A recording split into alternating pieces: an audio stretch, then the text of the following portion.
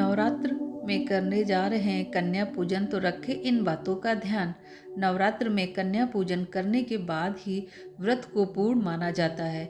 नवरात्रि में अष्टमी या फिर नवमी तिथि पर लोग कन्या पूजन करते हैं। शास्त्रों के नियमानुसार कन्या पूजन में 9 कन्याओं को भोजन करवाने का नियम बताया गया है, लेकिन कुछ लोग अपने हिसाब से 5 या फिर 7 कन्याओं को माता का रूप मानकर पूजा करते हैं।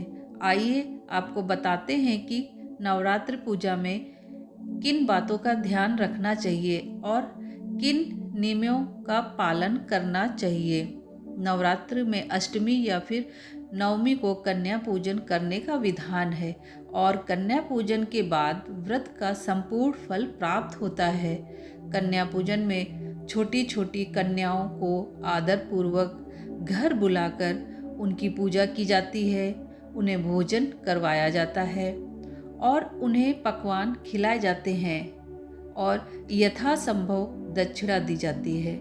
मान्यता है कि ऐसा करने से माँ दुर्गा का आशीर्वाद प्राप्त होता है और उनकी कृपा से आपकी सभी मनोकामनाएं पूर्ण होती हैं। वहीं अगर आप कुछ गलतियां कर देते हैं तो माँ दुर्गा नाराज हो जाती हैं। आइए आपको बताते हैं कि कन्या पूजन में किन बातों का ध्यान रखना चाहिए और किन नियमों का पालन करना चाहिए। कन्या पूजन इस विधि से करें। नवरात्रि कन्या पूजन अष्टमी और महानवमी के दिन किया जा सकता है। इसके लिए सबसे पहले सुबह उठकर घर को पानी से धो लें। ऐसा करने के बाद स्नान करें और कन्याओं के भोजन की तैयारी करें, जैसे हलवा, पूरी, सब्जी, चने बनाएं। कन्याओं को भोजन के लिए आमंत्रित करें। कन्या करते समय इस बात का ध्यान रखें कि उनकी उम्र 2 साल से लेकर 10 साल तक होनी चाहिए।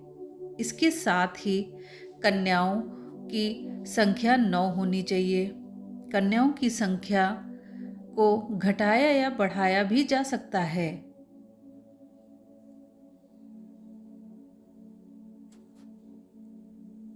कन्या भोजन कराते समय इन बातों का ध्यान रखें। कन्या को सम्मान के साथ बैठाने के बाद उनके पैरों को परात में अपने हाथों से धोएं।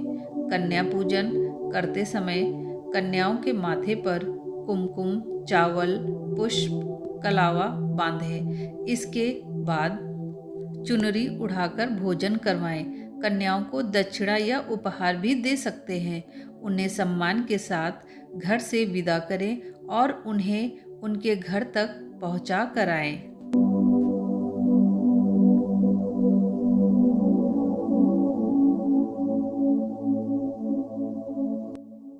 कन्या पूजन करते समय ना करें ये गलती।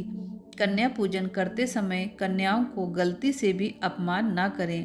कन्याओं के लिए बनाए गए भोजन में प्याज और लहसुन का प्रयोग ना करें।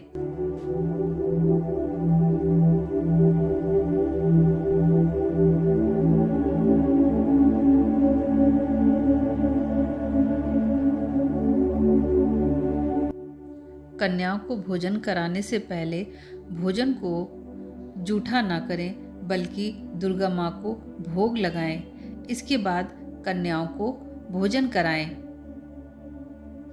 कन्याओं के साथ बिल्कुल भी भेदभाव ना करें।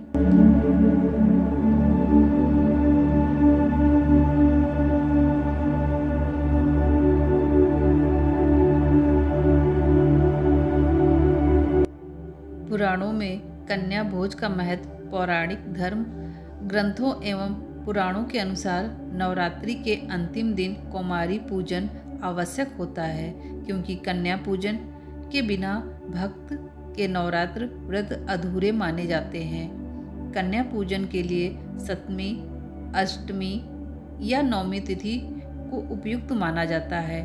कन्या भोज के लिए 10 वर्ष तक की कन्याओं की आवश्यकता होती है। वीडियो देखने के लिए धन्यवाद। आपका दिन मंगलमय हो। जय माता दी।